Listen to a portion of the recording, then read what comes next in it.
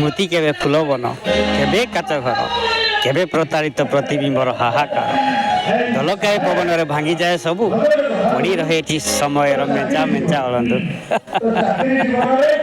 ଏବେ ତୁମେ କୁହ ପ୍ରିୟା କେଉଁ ଆଶାରେ ଅଳଙ୍କର ମୁକୁଟ ପିନ୍ଧି ଶୋଇଯାଅ ନିରବ ନିସ୍ତବ୍ଧରେ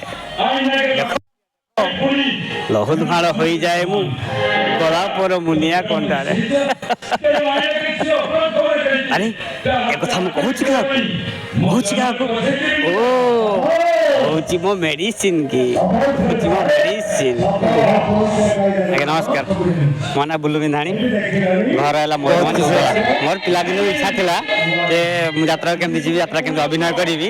ମୋର ପିଲାଦିନୁ ଦୁର୍ବଳତା ଥିଲା, ଆଉ ମୋ ଦୁର୍ବଳତାର ସୁଯୋଗ ଦେଇଛନ୍ତି ମୋତେ ଆମର ମାଲିକ ଅମୂଲ୍ୟ ଚନ୍ଦ୍ର ଦାସ, ନିଜ ପୁଅ ଭଳିଆ ଦେଖୁଛନ୍ତି, ବହୁତ ସିନେମା ମତା ଦେଇଛନ୍ତି। ସେ ସୁଯୋଗ ଦେଇଥିବାରୁ ମୁଁ ବହୁତ ଖୁସି।